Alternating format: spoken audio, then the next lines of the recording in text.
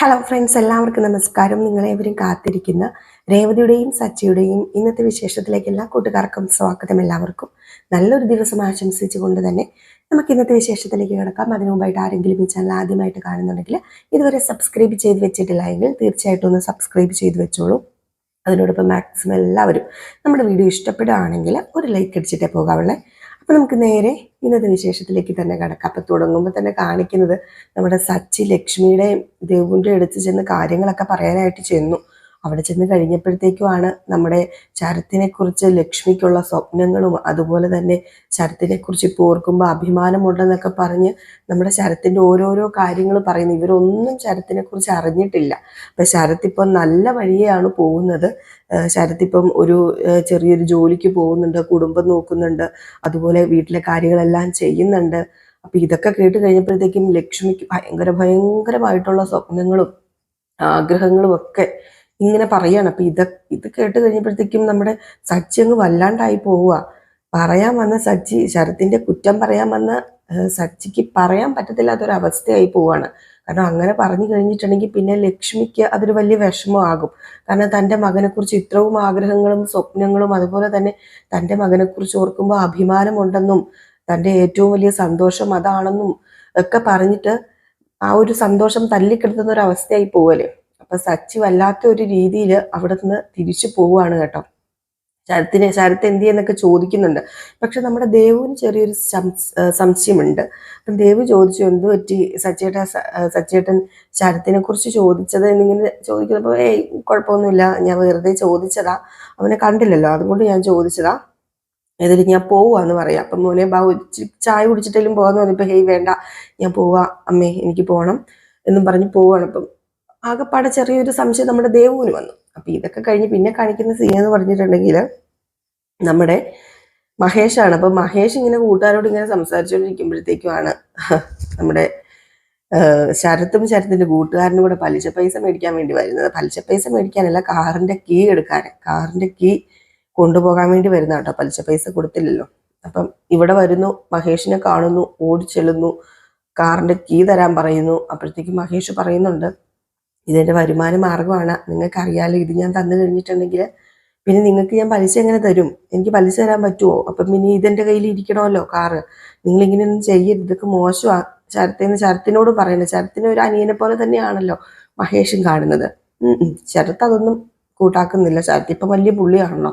ശരത്തിൻ്റെ കൂടെയുള്ള അയാളും കൂടെ ചേർന്നിട്ട് വളരെ വൃത്തികെട്ട രീതിയിൽ സംസാരിക്കുകയാണ്. അപ്പം നിന്റെ കാറ് കൊണ്ടുപോകാൻ പറ്റിയില്ലെങ്കിലൊക്കെ കാറ് കൊണ്ടുപോകുന്നില്ല, അതിന് പകരം നിന്റെ ഭാര്യനെ കൊണ്ടുപോയേക്കെന്നൊക്കെ ശരത്തിന്റെ കൂടെയുള്ള പുള്ളിക്കാരൻ പറഞ്ഞു. ശരത്ത് അത് കേട്ടോടെ നിന്നില്ല. ശരത്ത് നല്ലത് കൊടുത്തു, ഒറ്റ അടി കൊടുത്തു. സ്വന്തം ഭാര്യനെ പറഞ്ഞു കഴിഞ്ഞിട്ടുണ്ടെങ്കിൽ ആർക്കൊരു സഹിക്കുമോ? ഒറ്റ ഒരെണ്ണം കൊടുത്തു. ആ ഒരു സമയത്ത് തന്നെ ശരത്തും വന്നിട്ട് മഹേഷിനൊരു ഒറ്റ തല്ലുകയാണ്.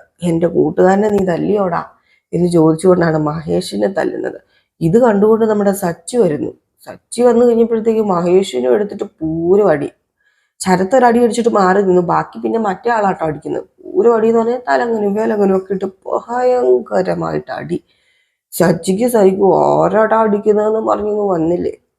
ഇങ്ങ് വന്നിട്ട് മറ്റേ അയാളെ പിടിച്ചിട്ട് കൊടുത്തു പൂശി ഒത്തിരി അടി അടിച്ചു. അപ്പോഴത്തേക്കും അവിടെ ശരത്ത് ഇത് കാണുന്നത്. ശരത്തിന് സഹിക്കുമോ? ശരത്തിന്റെ പ്രിയപ്പെട്ട കൂട്ടുകാരനും സുഹൃത്തൊക്കെ അല്ലേ, കൂട്ടുകാരനും സുഹൃത്തും ഒന്നാണല്ലോ അല്ലേ, കൂട്ടുകാരനല്ലേ, സഹിക്കുമോ? അതും തന്നെ ഈ നിലയിലെത്തിച്ച ആളല്ലേ.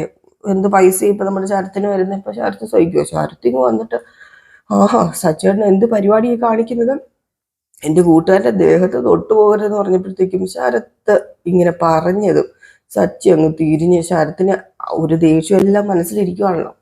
ശരത്തിന് അടുത്തേക്ക് അങ്ങ് ചെന്നില്ല. എന്നിട്ട് നീ ആരാടാന്ന് ചോദിച്ചത് പറയാൻ. അത് പിന്നെ ഈ നിൽക്കുന്നതിൻ്റെ കൂട്ടുകാരനാ, ഇവന്റെ ദേഹത്ത് കൈ വെക്കരുതെന്ന് സജ്ജേട്ടാ ഞാൻ പറഞ്ഞതെന്ന് പറഞ്ഞു. ആഹാ, എന്നാ പിന്നെ ഞാൻ കൈ വെച്ചിട്ട് തന്നെ കാര്യം എന്ന് പറഞ്ഞപ്പം എന്ത് ചെയ്തു? ശരത്ത് ഒരൊറ്റ അടി കൊടുക്കാൻ വരുവാണ് നമ്മുടെ സച്ചിക്കിട്ട്. എന്താ, സച്ചി അങ്ങോട്ട് കയറി പിടിച്ചില്ല, കൈ പിടിച്ച് തിരിച്ചു വെച്ചു.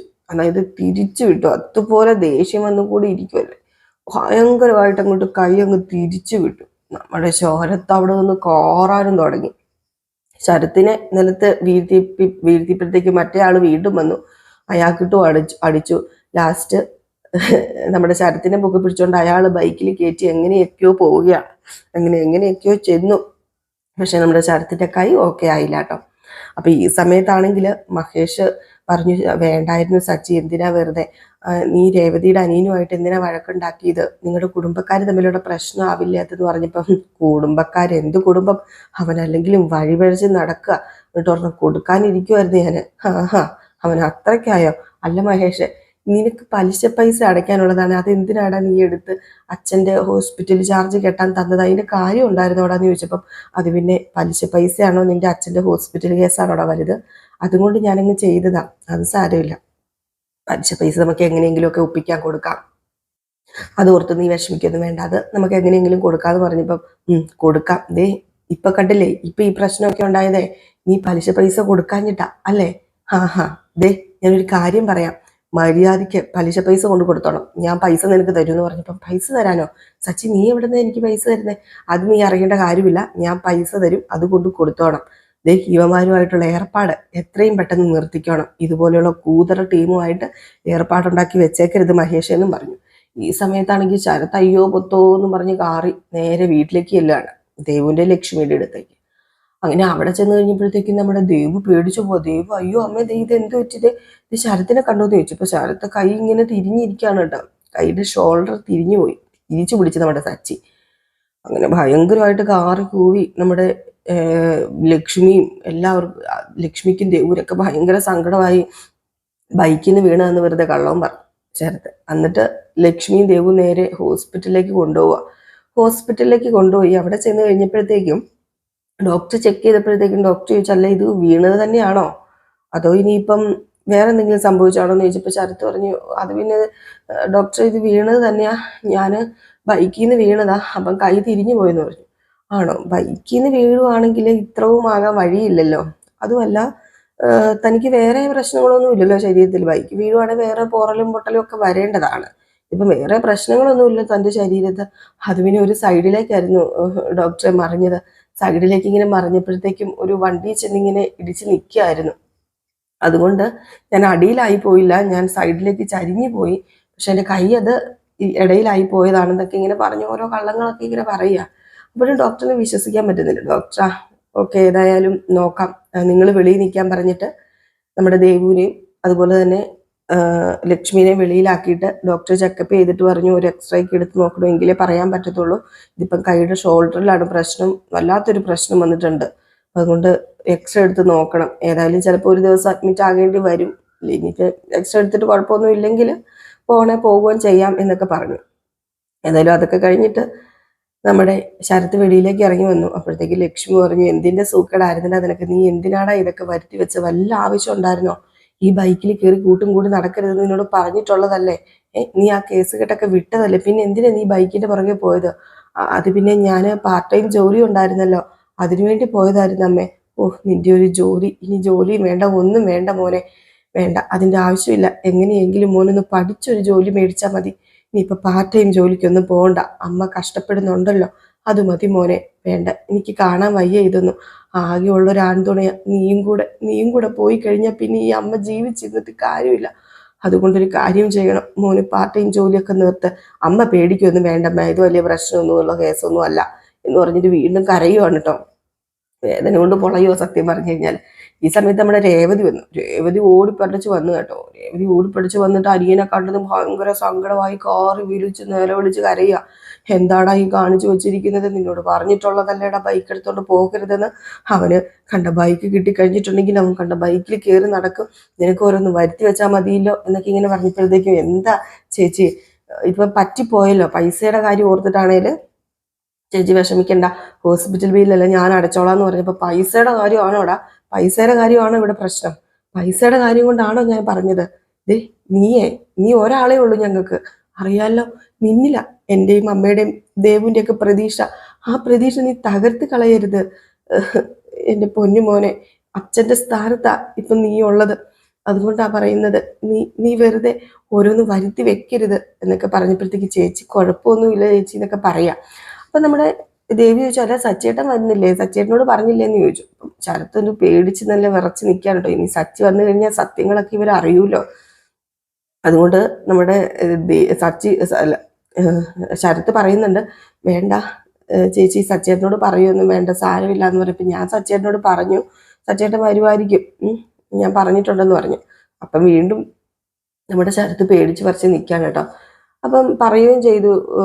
അങ്ങനെ ലക്ഷ്മി പറയാണ്, ഇന്നവൻ വീട്ടിൽ വന്നായിരുന്നു, അവൻ വീട്ടിൽ വന്ന് കുറച്ചു നേരമൊക്കെ ഇരുന്നിട്ടാ പോയത്. വീട്ടിൽ വന്നെന്നോ? ആ വീട്ടിൽ വന്നു. അവൻ കുറച്ചു നേരം വീട്ടിൽ വന്ന് ഇരുന്നിട്ടാ പോയത്. ചായ കുടിക്കാൻ പറഞ്ഞിട്ട് കുടിച്ചുമില്ല. പെട്ടെന്ന് വന്ന് പെട്ടെന്ന് പോയി, എന്താണെന്നും അറിയത്തില്ല എന്ന് ഇങ്ങനെ പറഞ്ഞപ്പോഴത്തേക്കും വീണ്ടും നമ്മുടെ ശരത്തിനൊരു ചെറിയ ഡൗട്ട് അടിക്കുക.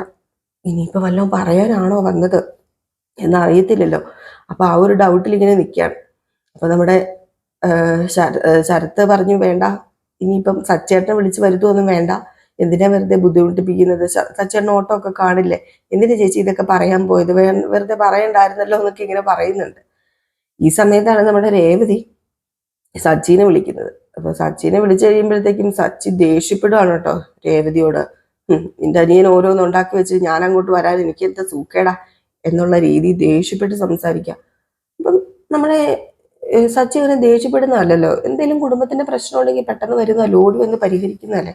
അപ്പൊ അങ്ങനെ ദേഷ്യപ്പെടാറുമില്ലല്ലോ. അപ്പൊ ഇത് കേട്ട് കഴിഞ്ഞപ്പോഴത്തേക്കും പെട്ടെന്ന് നമ്മുടെ രേവതിക്ക് എന്തോ പോലെയായി, ചെറിയൊരു ഡൗട്ട്, എന്താ സച്ചേട്ടൻ ഇങ്ങനെ പെരുമാറുന്നത് എന്നുള്ള രീതിയിൽ ഇങ്ങനെ അന്തം വിട്ട് നിൽക്കുക. ഒരു ചെറിയൊരു ഡൗട്ട് അടിച്ചു. അങ്ങനെ നമ്മുടെ രേവതി വല്ലാത്തൊരവസ്ഥയിൽ നിൽക്കണം. അപ്പം രേവതി ചോദിച്ചു, എന്താ പറഞ്ഞത്, ഡോക്ടർ എന്താ പറഞ്ഞത്? അപ്പൊ പിന്നെ എന്താ പറഞ്ഞതെന്ന് വെച്ചാൽ നമുക്ക് അത് ചെയ്യുന്ന ഇപ്പൊ വേറെ ഏതെങ്കിലും ഹോസ്പിറ്റലിൽ കൊണ്ടുപോകണമെന്ന് ചോദിച്ചപ്പോഴത്തേക്കും വേണ്ട, എക്സ്റേ എടുത്ത് നോക്കാം എന്നാ പറഞ്ഞത്, ഷോൾഡർ തിരിഞ്ഞു പോയി എന്ന് പറഞ്ഞു. അപ്പൊ രേവതിയും ചോദിക്കും, ഈ ബൈക്കിൽ നിന്ന് വീഴുമ്പോൾ എങ്ങനെയാടാ ഷോൾഡർ തിരിഞ്ഞു പോകുന്നതെന്ന്. അപ്പം നമ്മുടെ ശരത്ത് അതും ഇതുമൊക്കെ മുട്ടും തട്ടും ന്യായങ്ങളൊക്കെ പറയുകയാണ് കേട്ടോ, അങ്ങനെയാണ് ഇങ്ങനെയാണ് നർസാണ് മറ്റതാണ് എന്നൊക്കെ ഇങ്ങനെ പറയുന്നുണ്ട്. ഏകദേശം ഹോസ്പിറ്റലിൽ ആ ഒരു സീൻ കാണിച്ചിട്ടാട്ടോ ഇന്നത്തെ വിശേഷം അവസാനിക്കുന്നത്. അപ്പൊ നമുക്ക് കാത്തിരുന്ന് തന്നെ കാണാം ഇനി എന്തൊക്കെയാ സംഭവിക്കാൻ പോകുന്നതെന്ന്. ഞാൻ ഒത്തിരി ഡയലോഗ് സഹിതം പറഞ്ഞിന്ന് ഒത്തിരി വലിച്ചു നീട്ടിയിട്ടില്ല, കാരണം ടൈം പോയി. അതുകൊണ്ടാണ് നമ്മുടെ നയനയുടെയും ആദർശിന്റെയും കഥയും ഇതിന്റെ പുറകെ ഇടേണ്ടതാണ്. അപ്പൊ അതുകൊണ്ട് ടൈം പോയത് കൊണ്ടാണ് കേട്ടോ, അല്ലെങ്കിൽ ഞാൻ ഫുള്ള് ഡയലോഗ് സഹിതം ഒരു ഡയലോഗും ഇടാതെ പറയുന്നതായിരുന്നു. പക്ഷെ ഇന്ന് ഞാൻ ഡയലോഗ് സഹിതം പറഞ്ഞിട്ടില്ല കേട്ടോ. ചിലർ നമ്മുടെ ആ ഒരു രീതി പറയുന്നത് കാണാനാണ് ഇഷ്ടം, പക്ഷെ ചിലർക്ക് ഈ ഒരു രീതിയിൽ പെട്ടെന്ന് അങ്ങ് പറഞ്ഞു നിർത്തുന്നതാണ് ചിലവർക്ക് ഇഷ്ടം. അപ്പം അതുകൊണ്ട് രണ്ടു കൂട്ടരും ഒന്ന് സഹകരിച്ചേക്കണേ. അപ്പം എല്ലാവർക്കും വീണ്ടും നല്ലൊരു ദിവസം ആശംസിക്കുകയാണ്. നെക്സ്റ്റ് വരാൻ പോകുന്നത് നയനയുടെയും ആദർശിൻ്റെയും കഥയുമാണ്. ഒരു 7:30 കഴിയുമ്പോഴത്തേക്കും നമ്മുടെ നയനയുടെയും ആദർശിൻ്റെയും കഥയുമായിട്ട് വരുന്നതായിരിക്കും. എന്നും കറക്റ്റ് 7:30ക്കാണ് വരുന്നത്. ഞാൻ പറഞ്ഞല്ലോ, കുറച്ച് സമയം ലേറ്റ് ആയിപ്പോയി. അതുകൊണ്ടാണ് രേവതിയുടെയും സച്ചിയുടെയും കഥയും കുറച്ച് ലേറ്റ് ആയത്. അതുപോലെ തന്നെ നമ്മുടെ നയനയുടെയും ആദർശിൻ്റെയും കഥയും കുറച്ച് ലേറ്റ് ആവുന്നത് കേട്ടോ. അപ്പോൾ എല്ലാവർക്കും വീണ്ടും നല്ല ദിവസം ആശംസിച്ചുകൊണ്ട് നിർത്തുന്നു. Tata bye bye.